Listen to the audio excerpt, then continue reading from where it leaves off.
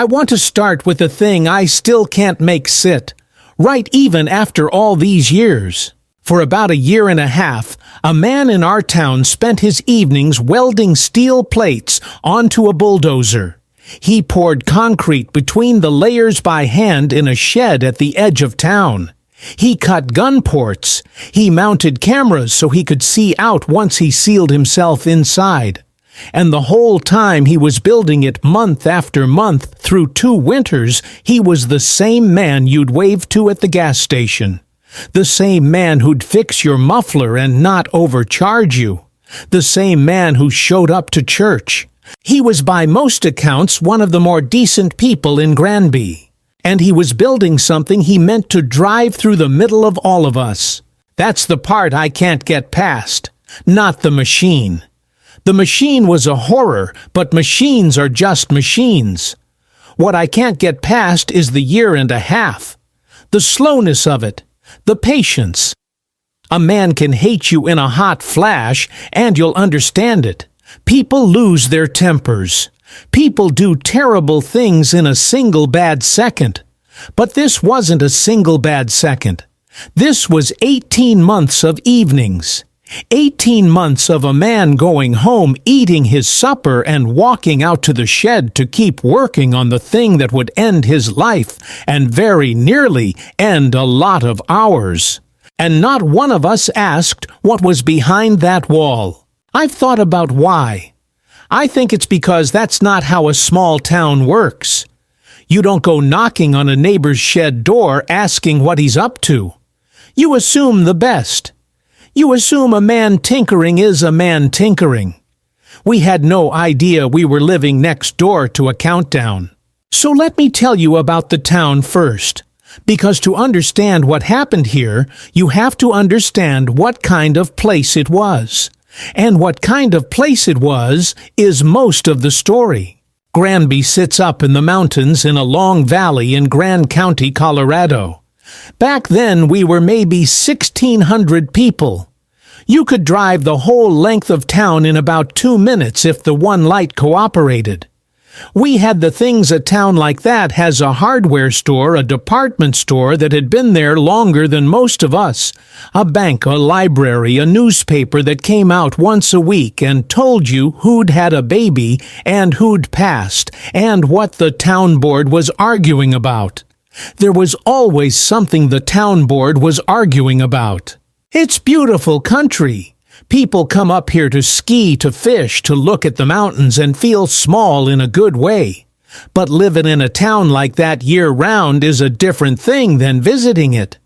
In a town this size, everybody knows everybody, and that cuts both ways. It means somebody will plow your driveway when you're sick. It also means there's a way things get done, and there's a circle of people who decide how. And if you're inside that circle, life is smooth, and if you're outside, life is a series of small frictions you can never quite name. We had a name for it anyway: the good old boys. Every small town has them. The families that have been here longest, the businessmen who sit on the boards, the people whose handshake is worth more than your paperwork. It isn't a conspiracy. Nobody's twirling a mustache. It's just gravity. The town bends a little toward the people who've always run it. Marvin Heemeyer was not one of those people. He was an outsider, and he stayed one. He came from a dairy farm in South Dakota, served in the Air Force, then knocked around as a welder and a muffler man, good with his hands, good enough that people drove out of their way to bring him their cars.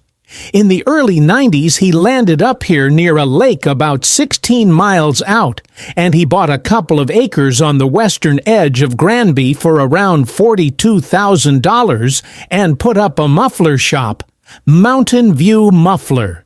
He was a single man, no wife, no kids. He had a few friends. He played the slots sometimes.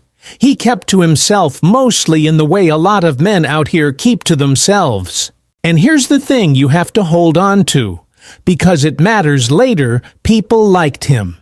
He wasn't a crank that everybody crossed the street to avoid. He was polite. He was a hard worker. He did honest work at a fair price. If you'd asked me back then to make a list of the men in this town most likely to one day try to flatten it, his name would not have been on the list. It wouldn't have been on anybody's list. That's worth sitting with.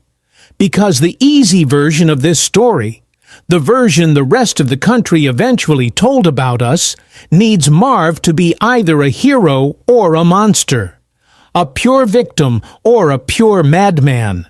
But the people who actually knew him will tell you he was neither, and that's exactly what makes it so hard to carry. He was a regular man. Whatever happened to him happened to a regular man. And if it can happen to a regular man, then it's not really about him at all.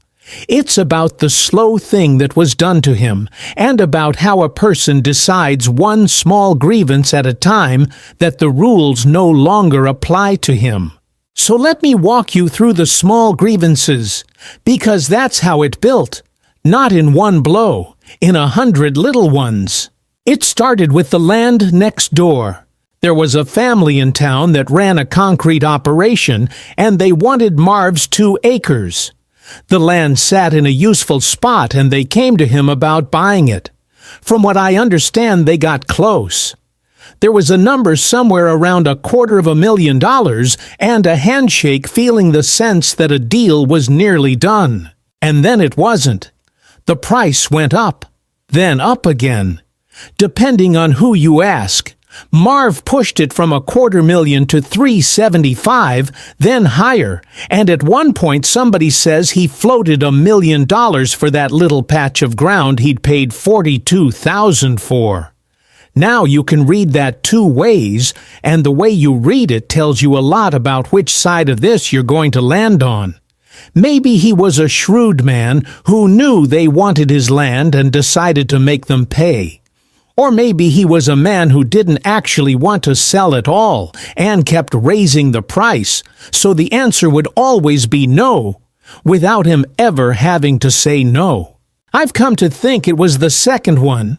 I think Marv loved that he had something the in-crowd wanted and couldn't have. I think for once the outsider held the cards, and I don't think he ever meant to fold them. So the deal died. And the concrete family who still wanted to build did what people with standing in a small town can do. They went to the town and got the land around his shop rezoned, and they built their plant right there next to him. A concrete batch plant, right next door to a man who just refused to be bought out. You can imagine the meetings. We had a lot of them.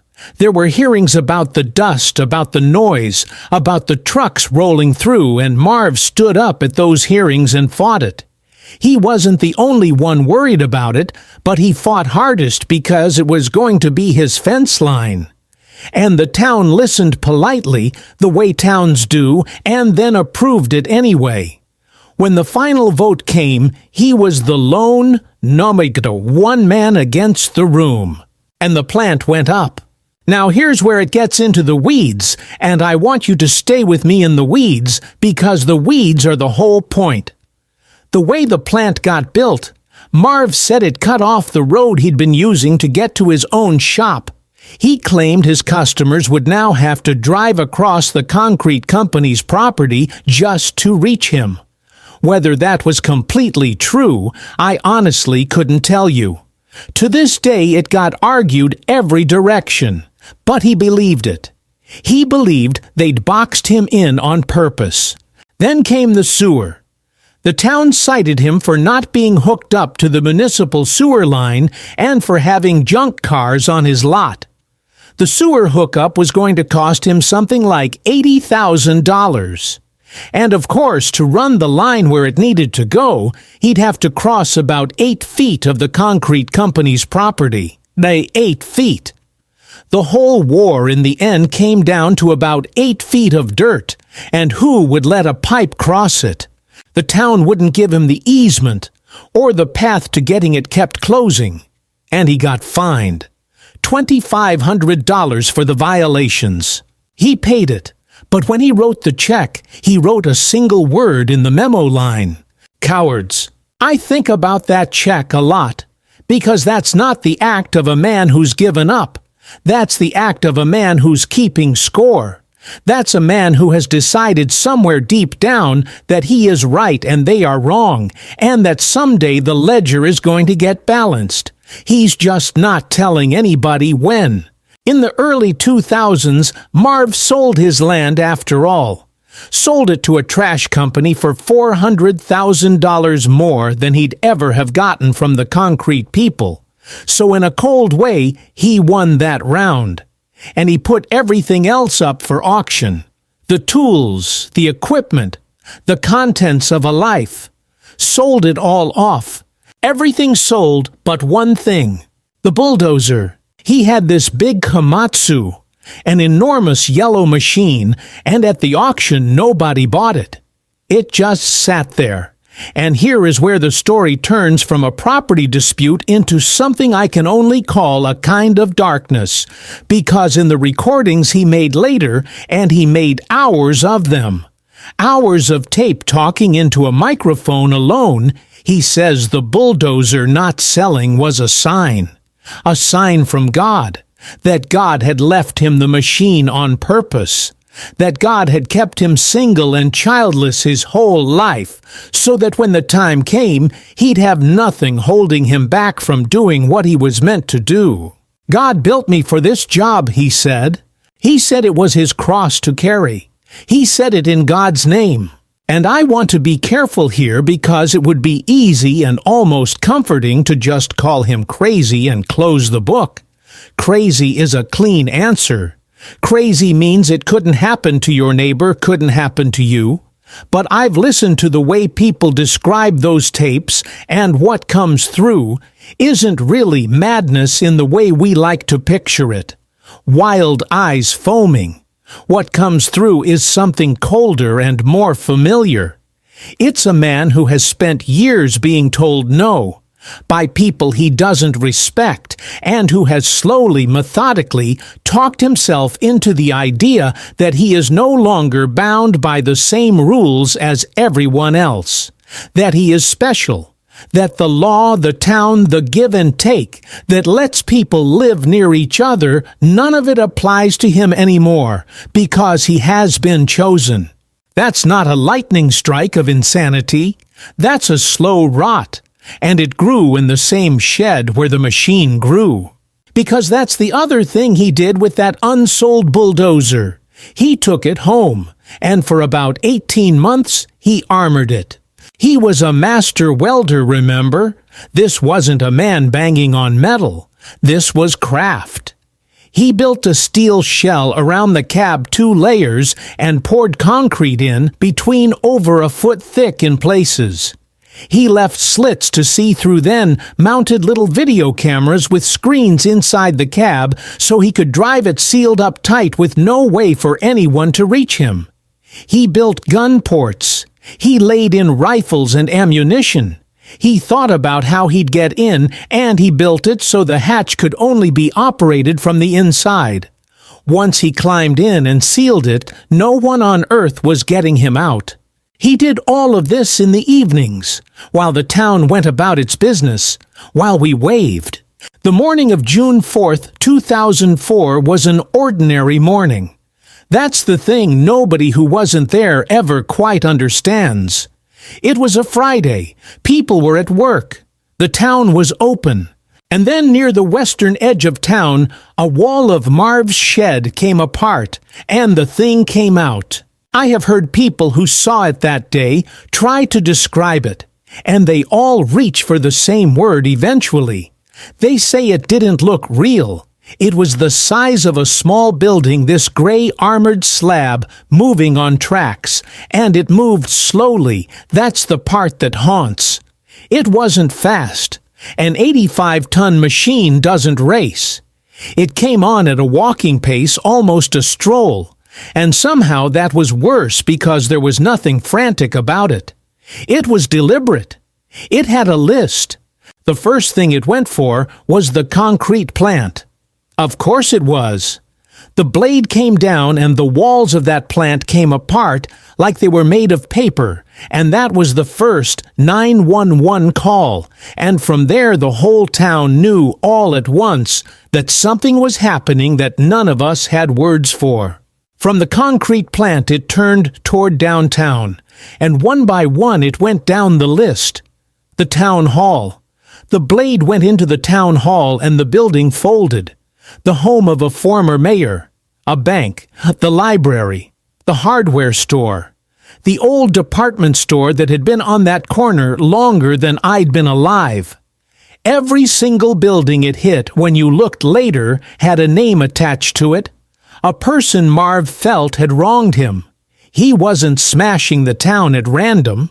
He was working through a grudge address by address, and the machine was just the pencil he was crossing names off with. It came for the newspaper, too.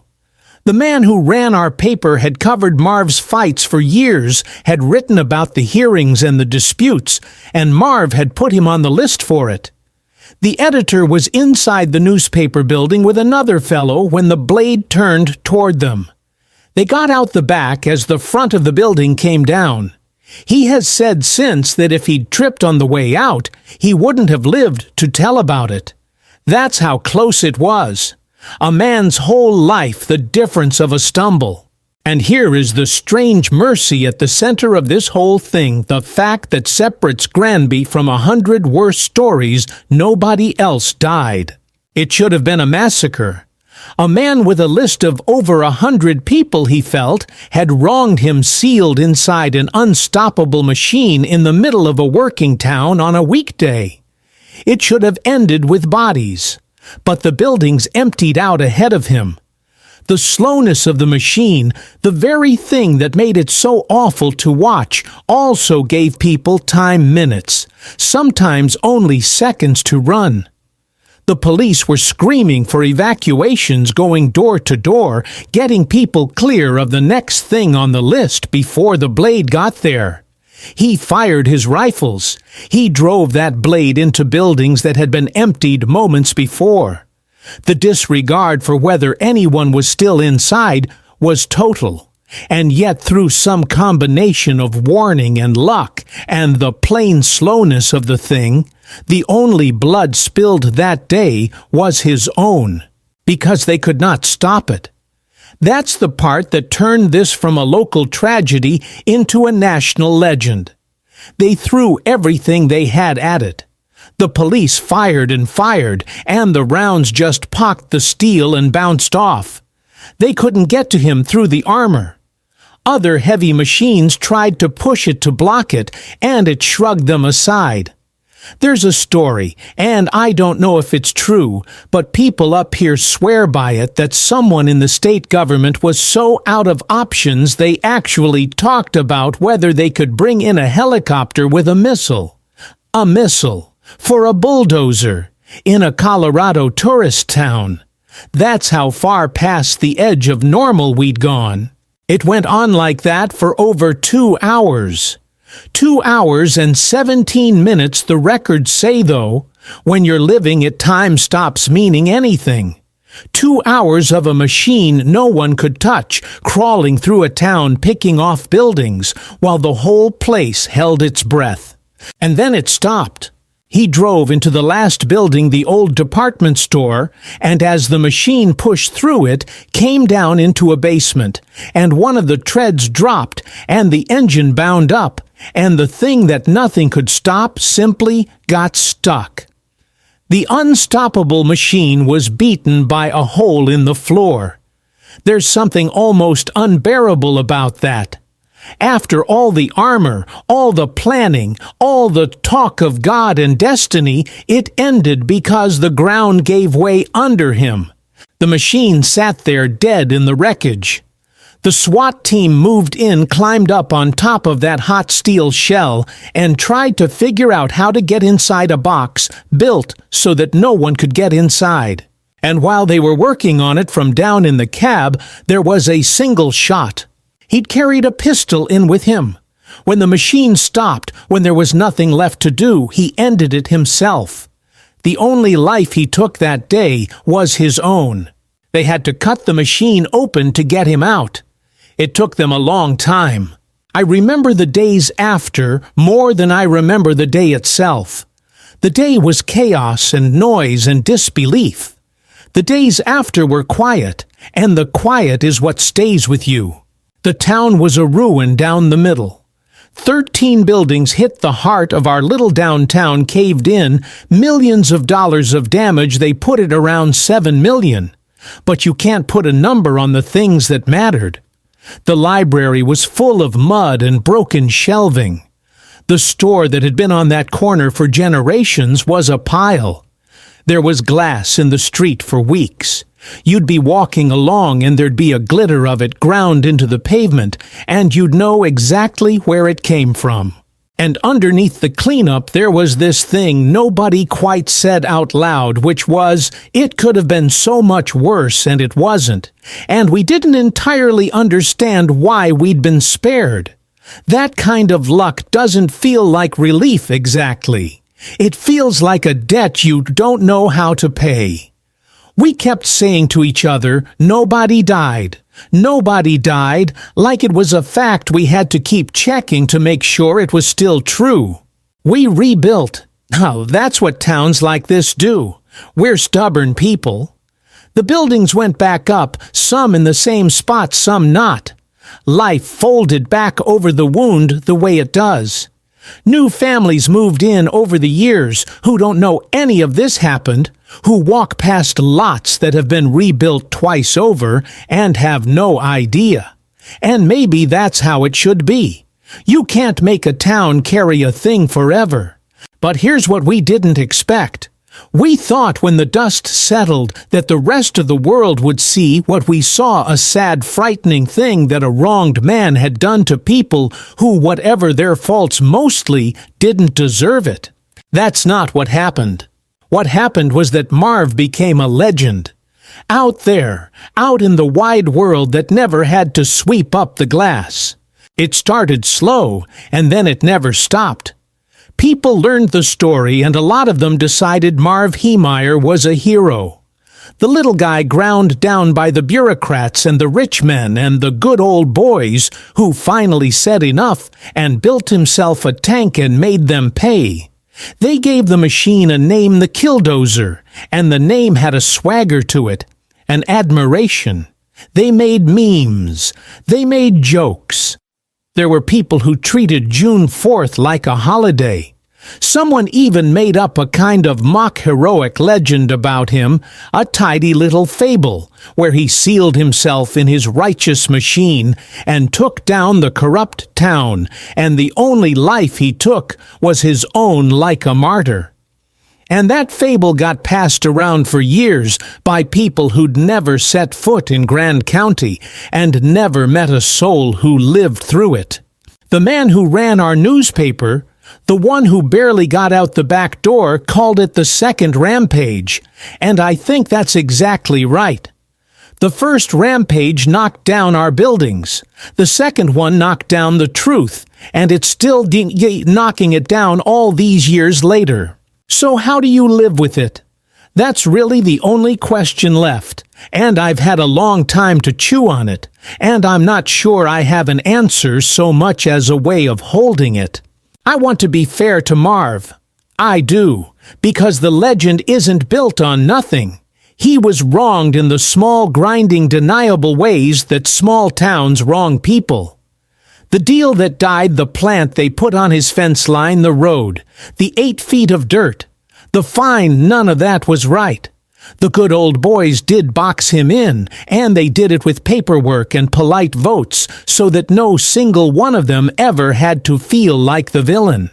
If you've ever been the outsider in a place like this, ever felt the town close its ranks against you, over something you couldn't even point to, then some part of you understands the rage.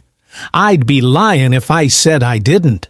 But here's where the legend and I part ways, and where I think the people who cheer for him have made a mistake they'll never have to pay for. Being wronged is not the same as being right. What was done to Marv was a series of petty injustices. What Marv did was try to destroy a whole town, the bank teller who never voted on his sewer, the librarian, the old folks in the houses near the buildings on his list, the kid who might have been walking past the hardware store. He didn't aim at the men he hated.